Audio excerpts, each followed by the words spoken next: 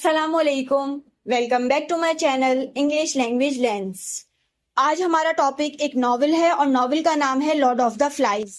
इस वीडियो में हम इस नॉवेल को क्रिटिकली एनालाइज करेंगे। हम नॉवेल का बैकग्राउंड देखेंगे, ऑथर का इंट्रोडक्शन देखेंगे, हम नॉवेल के जॉनरा के ऊपर बात करेंगे और फिर मैं आपको इस नॉवेल की एक ब्रीफ सी स्टोरी लाइन बताऊंगी और फिर हम इसकी थीम्स और सिंबल्स को डिस्कस करेंगे और आखिर में हम इस नॉवेल के एक यूनिक पर्सपेक्टिव के बारे में बात करेंगे और मैं आपको ये भी बताऊंगी कि किस तरह से आप एक थ्योरेटिकल लेंस के थ्रू इस नॉवेल को क्रिटिकली एनालाइज कर सकते हैं। सबसे पहले बात करते हैं नॉवेल के बैकग्राउंड की, उसके कॉन्टेक्स्ट की। तो अगर इसके टाइम पीरियड के बारे में बात की जाए तो the novel was published in 1954 shortly after World War Two. और ये जो स्टोरी है नॉवेल की वो खुद भी एक अनस्पेसिफिक वॉर टाइम पीरियड की है, यानी कि वो रेफर कर रही है वर्ल्ड वॉर टू को। अगर हम बात करें इसके पॉलिटिकल और सोशल कॉन्टेक्स्ट की तो वो ड्यूरिंग और आफ्टर वर्ल्ड वॉर टू है, क्योंकि वर्ल्ड वॉर टू के बाद लोगों के अंदर एक खौफ पैदा हो गया था और गोल्डिंग जिन्होंने इस नॉवेल को लिखा है वो खुद बहुत ही ज्यादा इन्फ्लुएंस्ड हैं। उनका एक्सपीरियंस वैसा रहा है, लोगों का उन्होंने ऐसा बिहेवियर देखा है जो बहुत ही ज्यादा ब्रूटल है। जब मैं आगे चल के आपको विलियम गोल्डिंग का बैकग्राउंड बताऊंगी तो आपको ये बात और अच्छी तरह से समझ में आ जाएगी। फिलहाल मैंने यहाँ पर इसका कॉन्टेक्स्ट बताना था, पॉलिटिकल और सोशल, तो मैंने आपको वो बताया है। जैसे कि मैंने आपको बताया है कि लॉर्ड ऑफ द फ्लाइज 1954 में पब्लिश हुई है। वैसे ये लगती नहीं है कि ये कोई मॉडर्न नॉवेल है, लेकिन ये एक मॉडर्न नॉवेल कंसीडर की जाती है क्योंकि इसकी क्लासिफिकेशन कुछ ऐसी है। क्योंकि जो मॉडर्न नॉवेल्स होते हैं उसके कुछ कैरेक्टरिस्टिक्स ऐसे होते हैं जो मैंने यहाँ पर मेंशन किए हैं, यानी कि उनका टाइम पीरियड, उनकी थीम्स या फिर स्टाइल या फिर उनकी एक्सपेरिमेंटल अप्रोच। जैसे कि मैंने बात की है टाइम पीरियड की, जो मॉडर्न नॉवेल्स होते हैं वो टिपिकली लिखे जाते हैं ड्यूरिंग द 20th सेंचुरी। उनका जो फोकस होता है वो नए तरीकों पर होता है, यानी कि जो स्टोरी टेलिंग होती है, जो भी उनकी थीम्स होती हैं वो बहुत ही ज्यादा न्यू होती हैं, यानी कि उनके जो ट्रेडिशनल तरीके होते हैं उनसे वो बिल्कुल डिफरेंट होती हैं। और ये जो नॉवेल है लॉर्ड ऑफ द फ्लाइज ये पब्लिश हुई है क्योंकि 1954 में, तो ये फिट होती है इस पीरियड के अंदर, तो ये इसको बनाती है एक मॉडर्न नॉवेल। और जैसे कि मैंने बात की थी थीम्स की और स्टाइल की, तो जो मॉडर्न नॉवेल्स होते हैं वो ज्यादातर एक्सप्लोर कर रहे होते हैं कॉम्प्लेक्स थीम्स को, जैसे कि ह्यूमन नेचर को, सोसाइटी को और मोरालिटी को। वो बहुत ही ज्यादा एक्सपेरिमेंटल होते हैं अपने स्टाइल में और इस्तेमाल कर रहे होते हैं बिल्कुल ही नई नैरेटिव टेक्निक्स को और स्ट्रक्चर्स को, जैसे कि लॉर्ड ऑफ द फ्लाइज में। अब यहाँ पर जब मैं इसके जॉनर के ऊपर बात करूंगी तो फिर ये बात आपको मेरी और ज्यादा अच्छी तरह से समझ में आ जाएगी। और फिर मैंने बात की थी एक्सपेरिमेंटल अप्रोच की। जो मॉडर्न नॉवेल्स होते हैं वो बिल्कुल ही छोड़ देते हैं ट्रेडिशनल स्टोरी टेलिंग को, यानी कि उनका जो स्टाइल होता है वो बिल्कुल ही डिफरेंट होता है, बिल्कुल भी वैसा नहीं होता है जो अब तक चलता हुआ आ रहा था। मॉडर्न नॉवेल्स ज्यादातर यूज करते हैं स्ट्रीम ऑफ कॉन्शियसनेस को, फ्रेगमेंटेड नैरेटिव्स को और मल्टीपल पॉइंट ऑफ व्यूज को। जब हम आगे चल के लॉर्ड ऑफ द फ्लाइज की स्टोरी को पढ़ेंगे तो फिर आपको समझ में आएगा कि किस तरह से इन अप्रोचेस का इस्तेमाल किया गया है इस नॉवेल के अंदर, और साथ साथ आपको ये भी समझ में आएगा कि किस तरह से एक साइकोलॉजिकल चेंज दिखाया गया है उन बॉयज के अंदर जब वो आइलैंड पर थे। अब मैं आपको लॉर्ड ऑफ द फ्लाइज के ऑथर यानी कि विलियम गोल्डिंग के बैकग्राउंड के बारे में कुछ बताती हूँ।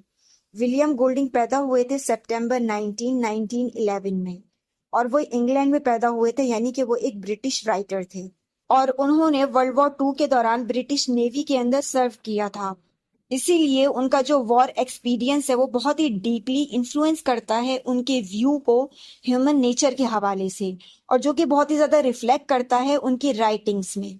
यानी कि जब आगे चल के आप देखेंगे इसकी स्टोरी को लॉर्ड ऑफ द फ्लाइज की तो फिर ये बात आपको और अच्छी तरह से समझ में आएगी कि किस तरह से उन्होंने उन बॉयज की मेंटेलिटी को दिखाया है जो कि बहुत ही ज्यादा सिविलाइज्ड थे और वो लोग फिर बिल्कुल ही चेंज हो गए थे सैवेजेस बनकर। वैसे तो विलियम गोल्डिंग ने बहुत ज्यादा स्टोरीज लिखी हैं, बहुत ज्यादा कहानियां लिखी हैं, लेकिन उनकी सबसे ज्यादा मशहूर Lord of the flies novel है। और फिर उन्हें नोबेल प्राइज भी मिला है लिटरेचर में 1983 में।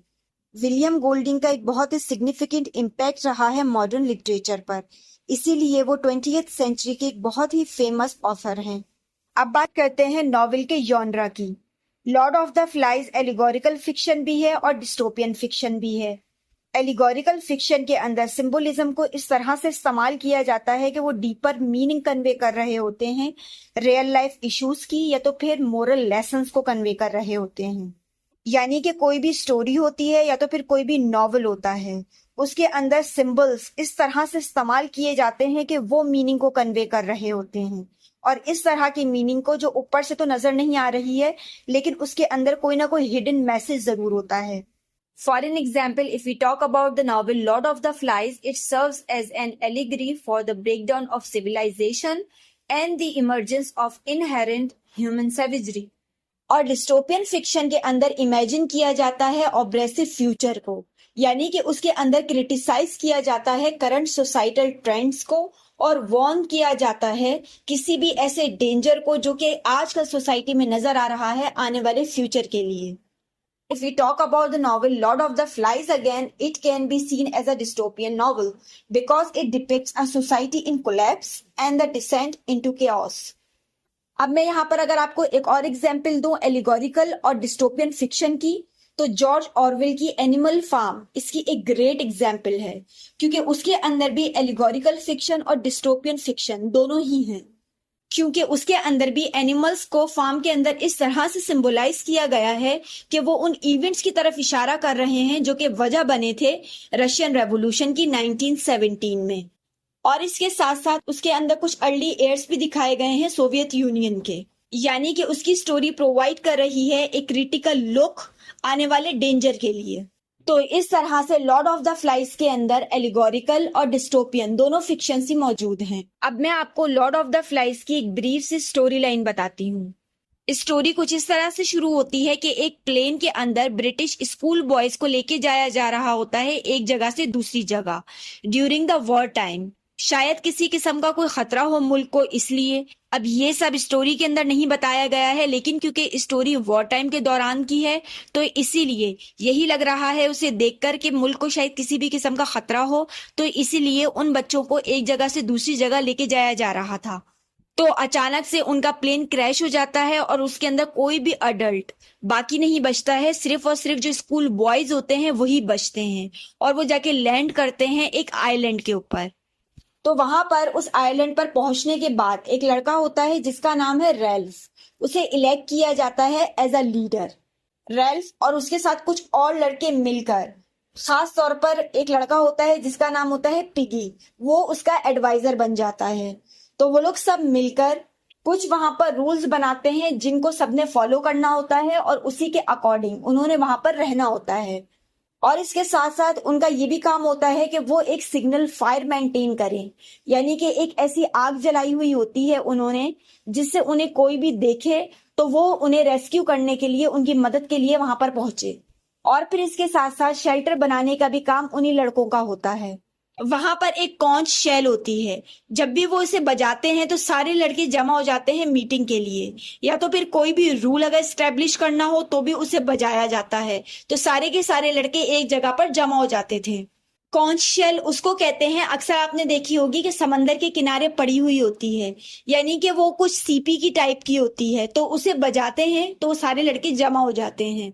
वहां पर एक और लड़का भी होता है जिसका नाम होता है जैक, वो भी अपने साथ कुछ लड़कों को रखता है और उसका काम होता है हंटिंग करना, यानी कि वो रिस्पॉन्सिबल होता है सबके लिए खाना लाने के लिए।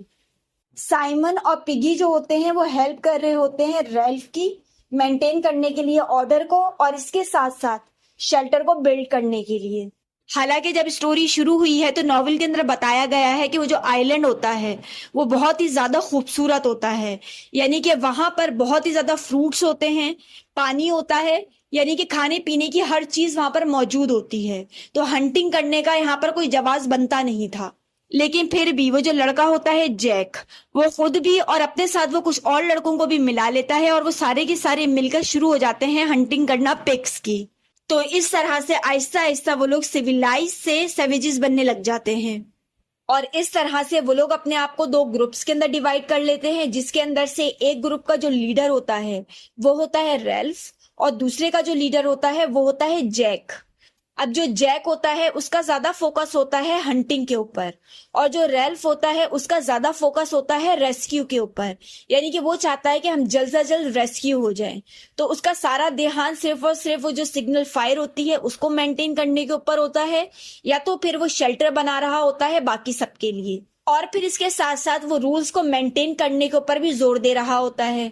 जैसे जैसे कहानी आगे बढ़ती है तो दिखाया गया है कि जो जैक होता है वो कहने लग जाता है कि मुझे लीडर बनना है, और वो जो कॉन्च शेल होती है वो उसे तोड़ देता है। अब वो जो टूटती है कॉन्च शेल, वो भी एक सिंबलाइज कर रही होती है इस बात को कि आइलैंड के ऊपर जो एक लॉ और ऑर्डर मेंटेन किया हुआ था, यानी कि वो लोग एक सिविलाइज्ड होकर रह रहे थे, अब वो लोग सिविलाइज नहीं रहे हैं। और अब वहां पर क्योस पैदा हो गया है, और अब वो लोग सिविलाइज नहीं रहे हैं बल्कि ऐसा ऐसा सेवेजेस बनने लगे हैं।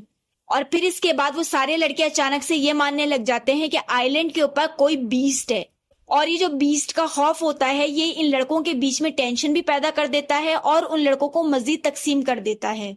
क्योंकि अब वहां पर जो जैक होता है वो बहुत ही ज्यादा ऑब्सेस्ड हो जाता है हंटिंग को लेकर, और उसे ये जो बीस्ट वाला आइडिया होता है ये भी बड़ा पसंद आता है, तो वो इस बात को भी बहुत हवा देता है। और वो इस कदर ऑब्सेस्ड हो जाता है हंटिंग से कि वो खुद भी और उसके साथ जितने भी लड़के होते हैं वो सारे के सारे अपने फेस के ऊपर अजीब सा कोई रंग लगा लेते हैं और अजीब सा अपना आप जंगलियों वाला कर लेते हैं, और अजीब किस्म का फायर के सामने डांस कर रहे होते हैं, जंगलियों की तरह आवाजें निकाल रहे होते हैं, मुंह के ऊपर मास्क लगा के, वो कलर्स लगा के। यानी कि वो हंटिंग को लेके इतना ज्यादा ऑब्सेस्ड हो जाते हैं कि वो अपना हुलिया भी वैसा ही बना लेते हैं, वैसी ही आवाजें निकालते हैं और वैसी ही हरकतें करने लगते हैं।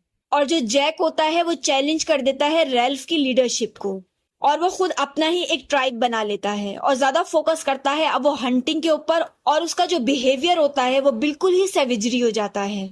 आइलैंड के ऊपर बीस्ट को लेकर इस कदर खौफ पैदा हो जाता है लड़कों के अंदर कि वो पता नहीं कैसी कैसी कहानियां बना लेते हैं।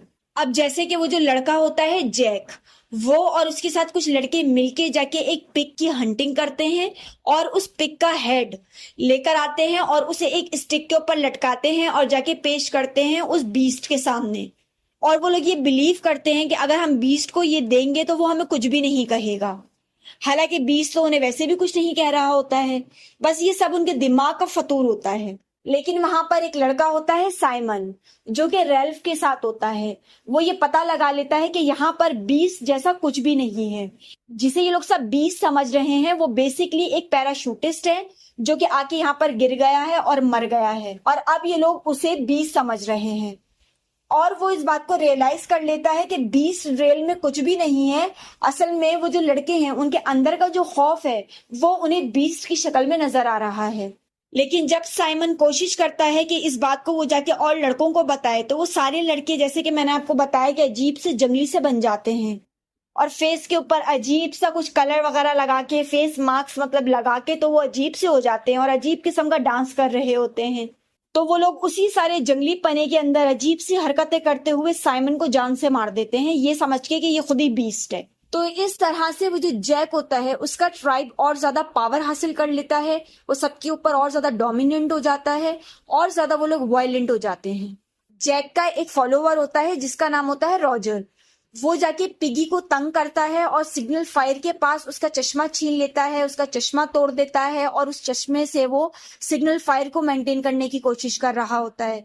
तो वहां पर उन दोनों का झगड़ा हो जाता है। उसी झगड़े के अंदर वो जो रॉजर होता है वो जान से मार देता है पिगी को, उसको पत्थर मार मार के। So in short, you can say that Piggy's death also symbolized the end of order, as the conch shell, representing authority and civilization, is shattered. And moreover, Ralph is left alone as the only boy, still holding on to the hope of rescue and civilized behavior. Because the Jack's tribe hunts Ralph with the intent to kill him. जब ये सारा कुछ हो जाता है, इसके बाद भी जो जैक होता है वो और उसके साथ जितने भी लड़के होते हैं वो सारे के सारे रेल्फ को मारने की कोशिश करते हैं। अब रेल्फ उनसे बचने के लिए बेचारा यहाँ वहां भाग रहा होता है। अब वो लोग सारे के सारे मिलके, यानी कि जैक और उसके साथ जितने भी लड़के होते हैं वो सारे के सारे रेल्फ को ढूंढने के लिए पूरे के पूरे आइलैंड को आग लगा देते हैं। लेकिन वो रेल्फ को ढूंढ नहीं पाते हैं क्योंकि वो बीच के पास पहुंच जाता है और वहां पर वो एक नेवल ऑफिसर से टकरा जाता है। वो उसे रेस्क्यू करता है, यानी कि उसकी जान बचा लेता है। लेकिन जब वो ऑफिसर वहां पर पहुंचता है तो वो देखता है कि सारे के सारे आइलैंड को आग लगी हुई है और वहां पर धुआं ही धुआं फैला हुआ है। तो वो इतना ज्यादा शॉक्ड में चला जाता है, इतना ज्यादा हैरान होता है उन लड़कों के बिहेवियर को देख के, यानी कि जो उनका सैविज बिहेवियर होता है वो उसे देख के बहुत हैरान होता है। लेकिन खैर वो सारे लड़कों को जो है रेस्क्यू कर लेता है, तो वो सारे लड़के फील करते हैं कि चलो अब हम रेस्क्यू हो गए हैं। तो वो सारे के सारे बहुत ही ज्यादा रोने लग जाते हैं, क्योंकि उन्हें भी अपना जो एक सेविज बिहेवियर होता है वो भी उन्हें थोड़ा सा रियलाइज हो रहा होता है, और उन्हें ये चीज महसूस होती है कि जो उनकी इनोसेंस है वो कहीं ना कहीं गुम हो चुकी है, खो चुकी है। और वो उस हॉरर को याद करके, उस एक्सपीरियंस को याद करके, जो भी उन्हें आइलैंड के ऊपर मिला था उस सबको याद करके वो सारे के सारे जो है वो रोने लग जाते हैं। अब यहाँ पर हम बात करते हैं इस नॉवल की कुछ मेजर थीम्स के हवाले से, जो कि इस नॉवल को क्रिटिकली एनालाइज करने में हमें बहुत मदद देगी। यहाँ पर एक बहुत ही इंपॉर्टेंट थीम है सिविलाइजेशन वर्सेस सवेजरी। तो यहाँ पर आप इस थीम को कुछ इस तरह से देखिए कि जो बॉयज होते हैं वो जब आते हैं उस आइलैंड के ऊपर, तो वो लोग बहुत ही तरीके के साथ, यानी कि बहुत ही तमीज और तहजीब के साथ जो है रहना शुरू करते हैं। यानी कि वो लोग बहुत ही सिविलाइज्ड सोसाइटी की तरह बिहेव कर रहे होते हैं बहुत शुरू शुरू में। यानी कि वो लोग शुरू शुरू में, जैसे कि रैल्फ, पिगी और जो बाकी लड़के होते हैं, वो डिसाइड करते हैं कि हम शेल्टर्स को बिल्ड करेंगे, ऑर्डर को मेंटेन करेंगे। तो यानी कि उनका एक जो सिविलाइज्ड बिहेवियर है वो रिफ्लेक्ट हो रहा होता है। लेकिन फिर बाद में फेयर और जो पावर होता है उसकी जो स्ट्रगल होती है वो इस कदर शुरू हो जाती है कि जो जैक होता है वो और उसके जो फॉलोअर्स होते हैं वो हंटिंग को फोकस करने लगते हैं, वायलेंस को फोकस करने लगते हैं दूसरों के ऊपर डोमिनेंट होने के लिए। यानी कि ये सारी की सारी चीजें ये दिखाती हैं कि किस तरह से जो जैक है वो और उसके जितने भी फॉलोअर्स हैं वो सारे के सारे फोकस करने लग जाते हैं हंटिंग पर। और उनका जो वायलेंस होता है वो इस कदर बढ़ जाता है कि वो लोगों को डोमिनेट करने के लिए अपने वायलेंस का इस्तेमाल करते हैं। So you can say that this theme contrasts the boys' attempt to create a civilized society with their eventual descent into savagery. At first, Ralph and Piggy work to build shelters and maintain order, reflecting civilized behavior. However, as fear and power struggles take over, Jack and his followers embrace hunting and violence, show how quickly civilization can break down when people lose their moral compass. अब बात करते हैं इसकी दूसरी theme की, जो कि बहुत इंपॉर्टेंट है, लॉस ऑफ इनोसेंस। अब जैसे कि आपने नॉवल के शुरू में देखा कि जो बॉयज होते हैं वो बहुत ही ज्यादा मासूम होते हैं। यानी कि वो जैसे जैसे फेस करते हैं चैलेंजेस को आइलैंड के, और वो जैसे जैसे शुरू में बहुत ही ज्यादा मासूम से बच्चे होते हैं, लेकिन आहिस्ता आहिस्ता वो इन्वॉल्व होते जाते हैं वायलेंस के अंदर, क्योस के अंदर, झगड़ों के अंदर। तो वो लोग अपना जो एक मासूमियत वाला एक जो एलिमेंट है उसे वो आहिस्ता आहिस्ता खोते जाते हैं।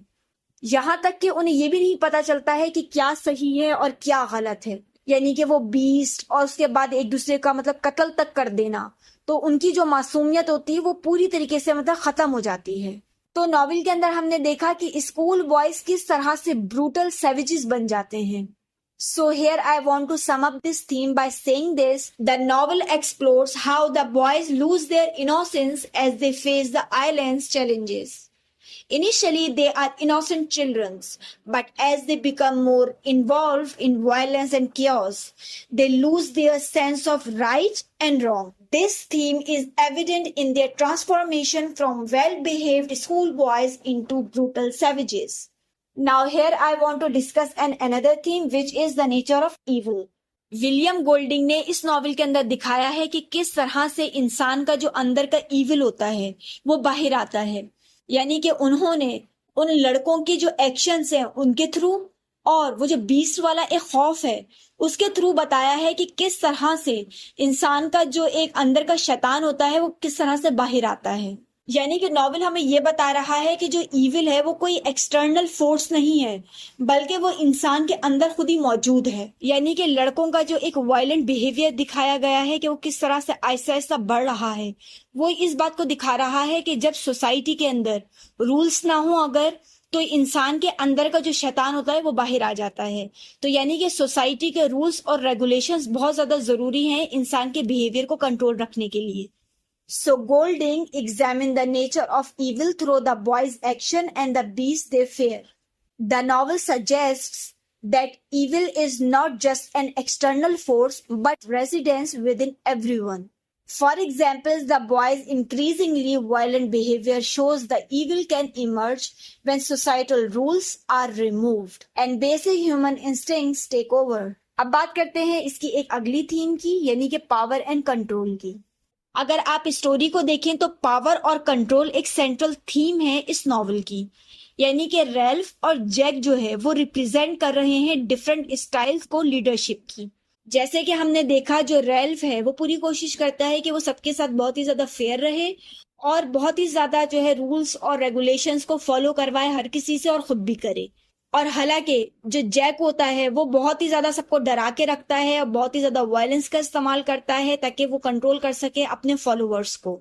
एक जो कॉन्फ्लिक्ट है उन दोनों की लीडरशिप स्टाइल के दरमियान, वो इस चीज को दिखा रहा है कि किस तरह से जो पावर होती है वो करप्ट हो सकती है और किस तरह से वो क्योस की तरफ सारे सिस्टम को लेके जा सकती है। In a nutshell, the struggle for power and control is a central theme.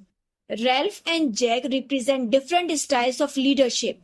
Ralph tries to lead with fairness and order, while Jack uses fear and violence to control his followers. The conflict between their leadership styles illustrates how power can corrupt and lead to chaos. यहाँ पर इसकी एक और theme को देखिए जो है fair and it's consequences. अगर हम स्टोरी को देखें तो यहाँ पर डर ने एक बहुत ही बड़ा रोल अदा किया है उन लड़कों को सिविलाइज से सेवेजेस बनाने के लिए। यानी कि बीस्ट के लिए जो उनका डर था उसने उन्हें इतना मजबूर कर दिया कि वो इररेशनल और वायलेंट बिहेवियर पर उतर आए। ये जो थीम है फेयर एंड इट्स कॉन्सिक्वेंसेस, ये बहुत ही ज्यादा एक इम्पॉर्टेंट थीम है जो कि ये बता रही है कि किस तरह से डर इंसान को या लोगों को इतना मैनिपुलेट कर देता है कि वो ऐसे एक्शंस को करने पर मजबूर हो जाते हैं जो कि बहुत ही तबाहकुन होते हैं। जैसे कि हमने नॉवेल में देखा कि जो डर है उसने उन लड़कों को भी एक दूसरे के खिलाफ कर दिया और उन्हें इतना मजबूर कर दिया कि वो मर्डर कर दें। So you can simply say that fear plays a crucial role in the boys' descent into savagery. Their fear of the beast drives them to irrational and violent behavior. This theme shows how fear can manipulate people and lead to destructive actions, as seen when fear turns the boys against each other and drives them to commit murder. अब यहाँ पर इसकी एक अगली theme को देखिए जो है आइडेंटिटी एंड मास्किंग। ये जो थीम है आइडेंटिटी और मास्किंग की, ये दिखा रही है कि स्टोरी के अंदर किस तरह से उन लड़कों ने अपने फेस के ऊपर पेंटिंग कर ली थी। और जब उन लड़कों ने अपना फेस पेंट कर लिया था तो वो अपने आप को बहुत ही ज्यादा आजाद समझ रहे थे। यानी कि उनकी जो पिछली आइडेंटिटी थी वो तकरीबन उसको भूल चुके थे, यानी कि वो पहले क्या थे। और मतलब वो इस तरह के एक्शंस को कर रहे थे जो कि बिल्कुल भी नॉर्मल नहीं थे। यानी कि ये जो फेस पेंटिंग थी वो उन्हें अलाउ कर रही थी कि आप वो सब कुछ करिए जो आप अंदर से करना चाहते हैं without any guilt. The theme of identity and masking is explored through the boys use of face paint. When they paint their faces, they feel liberated from their previous identities and commit acts they would normally avoid. So this masking allows them to act out their primal instincts without guilt, highlighting how external changes can influence one's behavior. इसी की एक और theme को देखिए जो कि बहुत important है, the fragility of social order. Novel ने हमें ये बताया है कि किस तरह से सोशल ऑर्डर जो है वो कितना खराब हो सकता है। यानी कि उसे आराम से खत्म किया जा सकता है, आराम से तोड़ा जा सकता है उन सारे सोशल ऑर्डर्स को। जैसे कि हमने शुरू में देखा कि वो लड़के कोशिश करते हैं कि वैसी ही एक सोसाइटी बनाई जाए जिस सोसाइटी से हम आए हैं, यानी कि वहां पर ऑर्डर हो, सिविलाइजेशन हो। लेकिन हमने देखा कि बहुत जल्दी वो सारी चीजें खत्म हो गई, वहां पर खौफ आ गया और एक पावर स्ट्रगल आ गई और वो सारी चीजें खत्म हो गई और सेवेजरी ने टेक ओवर कर लिया। तो ये थीम हमें ये बताती है कि किस तरह से ये जो सोशल ऑर्डर वाला आइडिया है ये कितनी जल्दी खत्म हो जाता है, कितनी आसानी से टूट जाता है जब इंसान खुद ये सोच लेता है कि अब वो अपनी मोरल वैल्यूज के ऊपर नहीं चलेगा। The novel illustrates how fragile social order can be. The boys' initial attempt to create a structured society quickly collapsed as fear, power struggles, and savagery take over. This theme underscores the idea that social order is delicate and can easily break down when individuals abandon their moral values. अब बात करते हैं इस novel के symbols की। जैसे कि मैंने आपको शुरू में ही बताया था कि ये जो नॉवल है लॉर्ड ऑफ द फ्लाइज, इसके अंदर आपको एलिगोरिकल फिक्शन नजर आएगा। यहाँ पर आप इन सिंबल्स को देखिए कि ये किस तरह से नॉवल को डीपर मीनिंग दे रहे हैं। तो सबसे पहले यहाँ पर सिंबल के बारे में बात करूंगी मैं, वो है the conch shell. So the conch shell represents order, authority and civilisation. क्योंकि जैसे मैंने आपको बताया था कि जब वो लोग पहली बार आइलैंड के ऊपर पहुंचते हैं तो वो कॉन्च शेल का ही इस्तेमाल करते हैं जब सबको उन्हें बुलाना होता है मीटिंग के लिए, और जब उन्हें स्टेब्लिश करने होते हैं rules. So basically it shows their attempt to maintain order. अब बात करते हैं इसके अगले सिंबल की, यानी कि द बीस्ट की। So the beast symbolises the fair and the dark side of human nature. यानी कि जैसे हमने स्टोरी के अंदर देखा कि उन लड़कों के अंदर बहुत ही ज्यादा खौफ पैदा हो जाता है बीस्ट की वजह से, और जैसे जैसे स्टोरी आगे बढ़ती है तो वो डर उन्हें इतना मजबूर कर देता है कि वो सेविजली बिहेव करने लगते हैं। यहाँ पर जो हमारा अगला सिंबल है वो है Piggy's glasses. So the Piggy's glasses represent knowledge, reason and the ability to see things clearly. जैसे कि हमने स्टोरी के अंदर देखा कि जो पिगी के ग्लासेस होते हैं उन्हें तोड़कर वो जो लड़के होते हैं वो सिग्नल फायर को शुरू करते हैं जलाना। तो ये शो कर रहा है कि किस तरह से इंटेलेक्ट यानी कि अकल को इस्तेमाल किया है उन्होंने सर्वाइवल के लिए। और हमारा अगला जो सिंबल है वो है the signal fire. So the signal fire represents hope and the desire to be rescued. जैसे कि मैंने आपको स्टोरी के शुरू में ही बताया था कि उन्होंने सिग्नल फायर को इसीलिए जलाया था और इसीलिए वो उसे मेंटेन करना चाहते थे, क्योंकि उन्हें एक होप थी कि कोई भी शिप जो आसपास से गुजरेगा वो उस सिग्नल फायर को देखकर उन्हें बचाने के लिए आएगा, यानी कि उन्हें फिर रेस्क्यू किया जाएगा। यहाँ पर जो हमारा अगला सिंबल है वो है the Lord of the flies, यानी कि the pigs head. So here the Lord of the Flies symbolizes the evil and savagery within humans। क्योंकि स्टोरी के अंदर जब साइमन का सामना होता है पिग के हेड से, तो वो पिग का हेड उसके साथ बातें करता है। बेसिकली वो उसके साथ बातें नहीं करता है, वो उसको ऐसा लगता है कि वो उसके साथ बातें कर रहा है। तो वहां पर उसे ये बात समझ में आ जाती है कि ये जो बीस्ट है वो रियल में कुछ भी नहीं है, और ये जो सारा डर है वो लड़कों के अंदर जो एक डार्कनेस है, ये सारा का सारा डर उसका है। जो हमारा अगला सिंबल है वो है the island. So the island represents isolation and a microcosm of the world, because as we see the boys are cut off from the rest of the world and the island becomes a small version of society where their true natures emerge.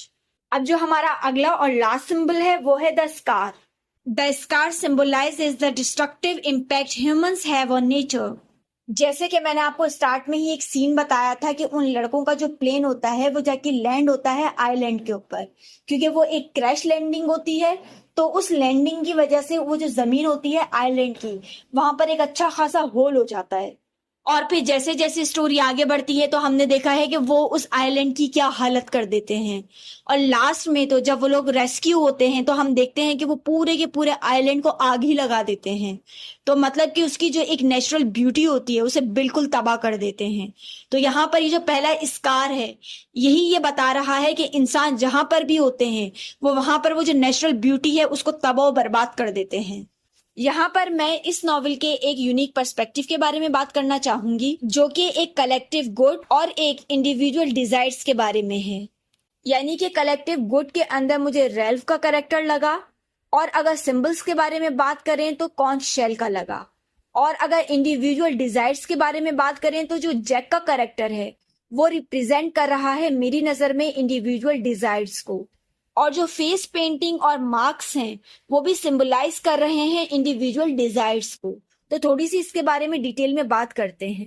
जैसे कि मैंने अभी कहा कि जो Ralph का character है वो सिंबलाइज कर रहा है एक कलेक्टिव गुड को, because he focuses on building shelters, maintaining a signal fire and creating rules to ensure everyone safety and chances of rescue.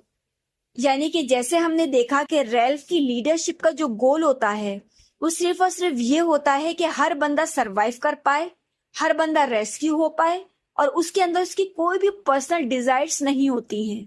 और जो मैंने कलेक्टिव गुड की कैटेगरी के अंदर कॉन्च शेल के बारे में बात की, तो the conch shell symbolises order, democracy and the collective good. It is used to call meetings and give everyone a chance to speak. जैसे कि हमने देखा कि कॉन्च को जब तक उन्होंने रिस्पेक्ट किया, यानी कि जब जब वो बचती थी तो सारे लोग आ जाते थे, जब तक ये बिहेवियर उनका मेंटेन रहा तब तक एक ऑर्डर भी मेंटेन था। लेकिन जब जैक उसे तोड़ देता है तो जो ऑर्डर होता है वो बिल्कुल ही खत्म हो जाता है। तो इस तरह से कलेक्टिव गुड के लिए कॉन्स शेल का इस्तेमाल किया जाता था। और जैसे कि मैंने बात की थी इंडिविजुअल डिजायर्स की, तो हमने जैक के कैरेक्टर को देखा कि वो किस तरह से सिर्फ और सिर्फ अपनी ख्वाहिशात के बारे में, अपने मफादात के बारे में सोचता है और वो बिल्कुल भी ग्रुप के बारे में नहीं सोचता। यानी कि उसका जो मेन फोकस होता है वो हंटिंग पे होता है और उसके अंदर की जो एक इंस्टिंक्ट्स होती हैं वो उसे बस फुलफिल करना चाहता है।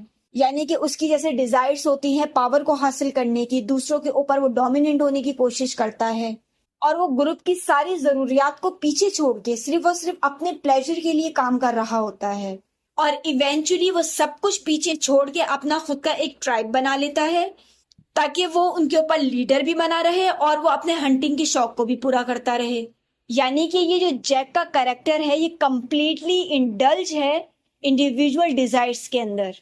और यहाँ पर जैसे मैंने फेस पेंटिंग और मास्क्स के बारे में बात की, तो ये जो फेस पेंटिंग है और मास्क्स हैं ये भी सिंबलाइज कर रहे हैं इंडिविजुअल डिजायर्स को, क्योंकि जैसे ही वो लोग अपने फेस को पेंट करते हैं तो वो लोग बहुत ही अजीब तरह से बिहेव करने लगते हैं।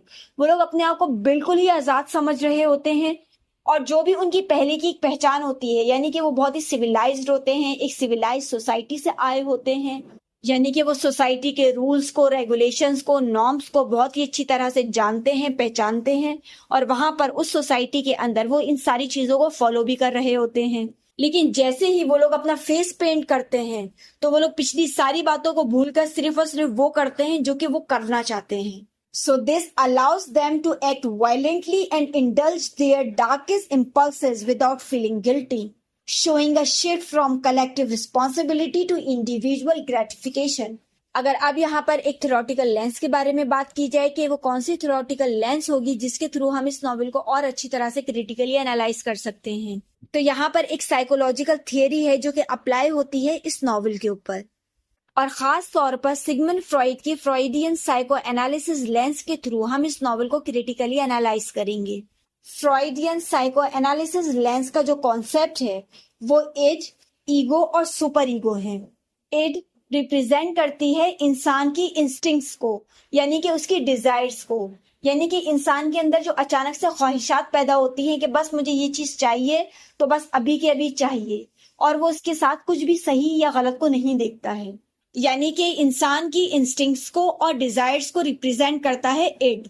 और ये जो ईगो है ये बैलेंस करता है इड और रियलिटी को, यानी कि ये आपको ऐसे रैशनल डिसीजंस मेकिंग में मदद करता है जहां पर आप अपनी ख्वाहिशात को भी पूरा कर लेते हैं लेकिन आप सोसाइटी के किसी भी रूल को भी ब्रेक नहीं करते हैं। और ये जो सुपर ईगो है ये तो बहुत ही ज्यादा स्ट्रिक्ट है क्योंकि ये रिप्रेजेंट करता है मोरल स्टैंडर्ड्स को और सोसाइटल रूल्स को, यानी कि जो सही है वो सही है, जो गलत है वो गलत है। यानी कि आपकी ख्वाहिशात के बारे में यहाँ पर कुछ भी नहीं सोचा जाता है, सिर्फ और सिर्फ मोरल वैल्यूज को देखा जाता है और सोसाइटी का क्या रूल है बस उसको फॉलो किया जाता है। अब मैं आपको बताती हूँ कि किस तरह से हम इस नॉवेल को एनालाइज कर सकते हैं इस लेंस के थ्रू।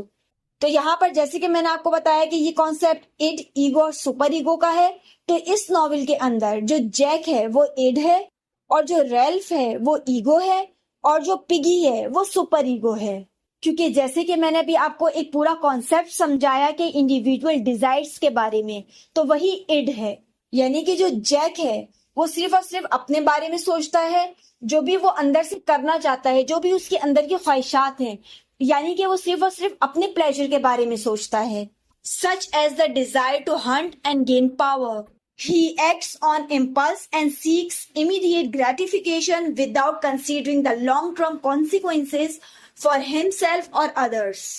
तो इस सेंस में ये जो जैक का कैरेक्टर है वो इट को रिप्रेजेंट करता है और जैसे कि मैंने आपको बताया है कि जो ईगो है वो बैलेंस करता है इट को और रियलिटी को और वो रैशनल डिसीजन मेकिंग में आपको हेल्प करता है।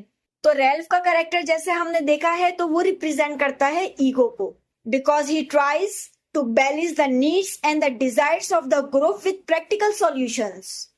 Ralph makes decisions based on reasons and what will best help the group survive and be rescued, even though it often conflicts with the desires of others। तो इस sense में ये जो Ralph का कैरेक्टर है वो ईगो को represent करता है।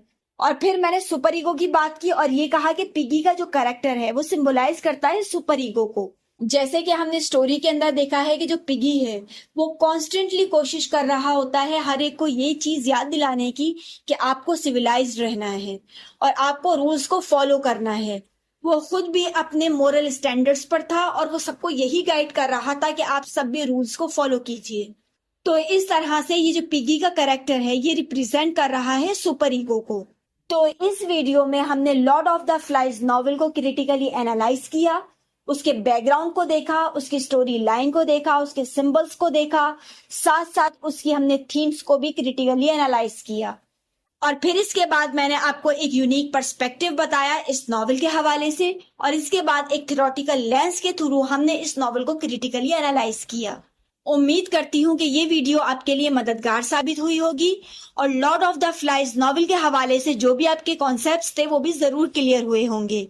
लेकिन कोई भी चीज अगर आपको इस नॉवेल के हवाले से समझ में नहीं आई है तो आप मुझे कमेंट सेक्शन में कमेंट कर कर अपना सवाल पूछ सकते हैं।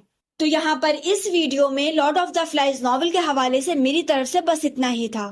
Thanks for watching.